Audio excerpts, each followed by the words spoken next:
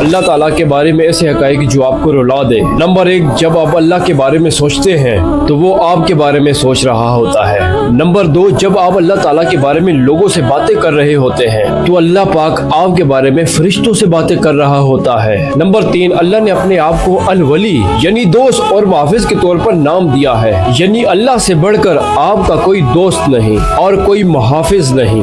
Number 4, अगर आप अल्लाह से मिलने के लिए मुंतजिर हैं तो वो भी आपसे मिलने का मुंतजिर होता है। नंबर 5, जब आपको अल्लाह हिदायत देता है तो ये उसकी मोहब्बत की सबसे बड़ी निशानी होती है। नंबर 6, अल्लाह आपको माफ करने से कभी नहीं थकता, यहाँ तक कि जब आप लौटते तौबा करते रहें। नंबर 7, वो आपके इतने करीब है जितना आप अपने आप से करीब हैं। नंबर 8, अल्लाह हर रात सबसे निचले आसमान पर उतरता है ताकि वो आपकी दुआएं सुन सके। नंबर 9, अगर आप अच्छे अमल करने का सोचें लेकिन उसे ना करें, अल्लाह आपको इसके लिए भी जज़ा देता है। नंबर 10, अगर आप अच्छे अमल करने का सोचें और उस अमल को अंजाम ना दे सके तो अल्लाह इसका सिला 10 से 7 गुना या इससे भी ज्यादा देता है। नंबर 11, लेकिन अगर आप बुरे अमल करें तो अल्लाह सिर्फ 1 गुना लिखता है। नंबर 12, अगर आप बुरा अमल करने का सोचें लेकिन ना करें तो अल्लाह आपको पूरा नेक अमल लिख देता है। नंबर 13, अल्लाह आपके साथ अपनी रहमत में इस कदर नरमी करता है जितना एक माँ अपने बच्चे से करती है। नंबर 14, जब अल्लाह पाक आपसे मोहब्बत करता है तो वो फरिश्तों से भी कहता है कि